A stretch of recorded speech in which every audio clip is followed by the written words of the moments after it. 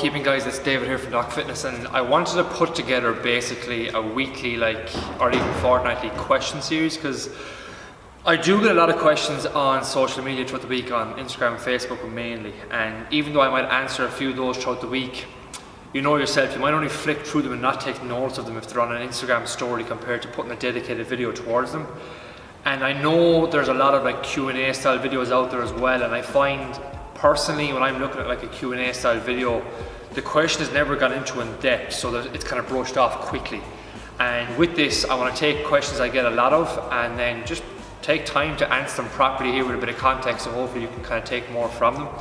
So I have a lot of them on this booklet already, which will probably cover in the next few weeks, but the first one I'm going to kick it off with is literally a question I got yesterday, and that is my views on supplements for bulking, okay?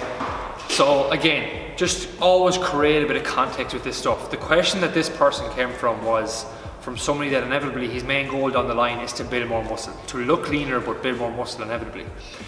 And because I know that from him, and I also know he's a lot of fat to drop, the first question is, right, what is your main focus and goal right now? Because if you're thinking that you're going to start taking bulking supplements when your main goal is to get lean and drop fat, what is the point of taking a bulking supplement, which is just a high calorie supplement, when your calories should be down for getting lean? So just remember, prioritize what your focus right now is, and don't get kind of lost in this kind of stuff as well. But to answer that question very, very shortly is, all a bulking supplement is a high calorie shake.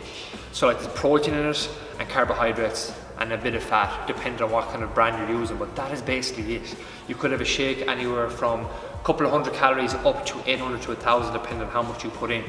And my view on them is very, very simple. I prefer to eat my food rather than taking shakes and stuff. Even with protein powders, I prefer to put them to porridge than taking it out of the drink, for example.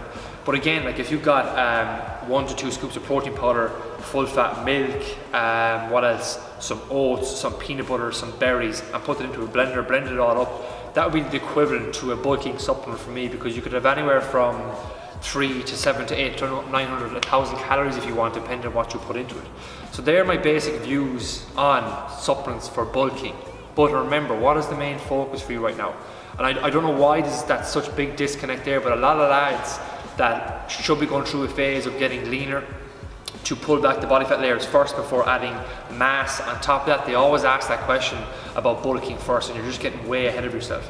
Think about it like this: the more body fat you drop, the more, we'll say, the leaner you're going to be, the less body fat stores you have. So when you go back gaining weight again, your body is more susceptible at the start, would say, to gaining muscle over fat. Whereas if you have more fat stores laid down, your 20% body fat, and you try to go bulking on top of that, you're just going to lay down more fat stores on top of fat stores that are already there, and you're going to make it longer in the long run to pull those fat stores back. So just remember that context, because that bulking supplement question is a very, very easy answer. If you want to spend money on them and buy them, go ahead and do that. Just make sure they're a quality supplement brand, to make sure you do your research on that. If not, you can make your own. Hopefully that answers that. And we're back next week with Ask Dave, or Ask Doc number 2. And until then, chat to you soon.